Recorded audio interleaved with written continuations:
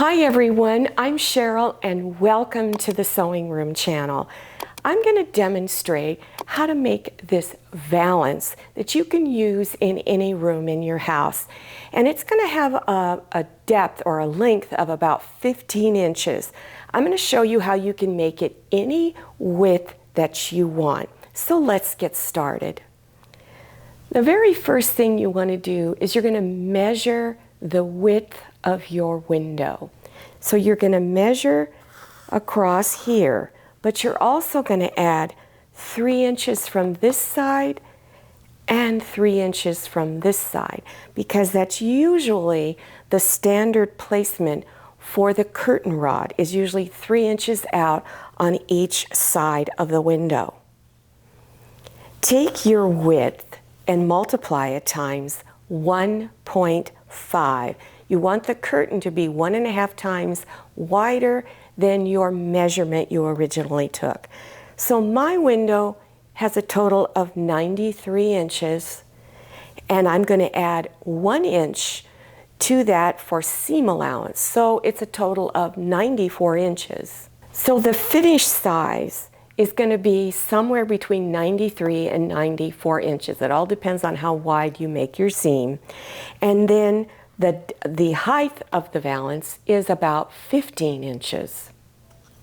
So to make my curtain valance, I'm using 3 different colors in it. So for the top fabric, I need 3/4 of a yard. For the middle fabric, I need a 1/2 yard. For the bottom layer of fabric, I need 3/4 of a yard. Now, for the top fabric, you're going to cut 3 strips 8 inches wide. For the middle fabric, 3 strips 5.5 inches wide. And then the bottom fabric, 3 strips 8 inches wide. So here's how you're going to lay your fabric out to cut your strips. So for fabric A and C, you'll have your fabric folded with the selvage edges together, and at each side is raw edges. Cut this edge straight, then use a ruler and go over 8 inches this way and cut. Repeat again and cut, and one more time and cut. For fabric B, your fabric is folded the same way, but you're going to cut 3 strips that are 5.5 inches wide. After you've cut your strips, then you want to stack those 3 strips together. So for fabric A, you stack them, B, stack all 3 together, and C, stack them together. Then you're going to cut the selvage ends off. In each fabric group, you're going to take those strips and stitch them together end to end, like you see here, using a 1/4 inch seam. On my valance, I mostly used my serger sewing machine for most of the sewing. I did use some straight stitching from my sewing machine. So if you have a serger, you can serge most of your edges. And so this is what a serger seam looks like, in case you've never seen one before. Here is from a standard sewing machine. So I did my 1/4 inch seam. Then I have these raw edges. Well, you want to make sure those raw edges are covered. So you can either use an overcast stitch, and most computerized and some mechanical sewing machines have stitches like this. Or if you don't have any of that, you then can stitch your 1/4 inch seam and do a zigzag stitch over the raw edges. So after you've got your strips stitched together end to end, you want to now attach them together. So you would take your A fabric, this is mine right here, and your B, and then stitch it together doing that 1/4 inch seam. Remember, you can use a serger, or make sure you use an overcast or zigzag stitch. Then you go and do the same thing to your other strip of fabric. After you've stitched everything together, press those seams flat. And I just pressed all my seams going towards the bottom of the valance. If you're using a serger, sewing machine. Go ahead and serge your top edge and your bottom edge. Now you're going to go to each end of your valance and you're going to fold those side edges over 1/4 inch and press it all the way down. Then fold it again and press. And it's really important you press it with your iron. Don't just finger press. And then you're going to go to your sewing machine and you're going to stitch along this inside folded edge all the way down. When you're done, this is what it looks like. Now you're going to fold the top and bottom edge.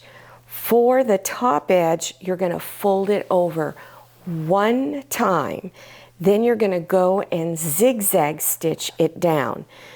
If you used a serger, you do not need to do the zigzag stitch. Just go ahead and fold it down 1/4 inch. And you're also going to repeat that step for your bottom edge. Now we're going to create the casing for your rod to go in. And to make sure that you're allowing enough space for your rod, I would take your rod and lay it down here, fold your fabric over to see how much you need to fold over. You don't want to make it skin tight and you don't want to make it too loose. You just want it easy to insert the rod. So for mine is a 2-inch wide casing. So I'm going to fold it over like this, and I'm taking my little seam gauge here and to measure that distance. Then go ahead and pin it down. Then you would stitch along the inside folded edge. For my hem, I'm going to fold it up 2 1/4 inches. So if you want your valance longer, you want it more than 15 inches, you could make your hem smaller if you like. Or if you want to shorten it, you can fold it up more. So again, I'm just going to fold it over, take my little seam gauge, set it to 2 1/4 inches, measure, pin it down, and then stitch along the inside folded edge. I hope you enjoyed this tutorial and that the information I gave you was helpful. If you're interested in making other curtains or just beginner sewing projects in general, scroll down below your YouTube screen to the description section. Then click on Show More or the down arrow to expand it open so that the links will appear.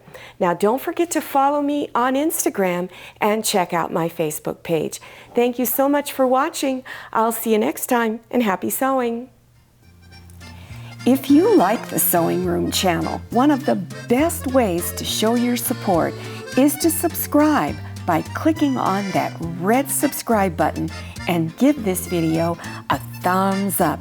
And don't forget to click on share to share this video with your friends. And make sure you click on the bell so you receive notifications for all my new videos. I'm Cheryl. This is Manny. See you next time.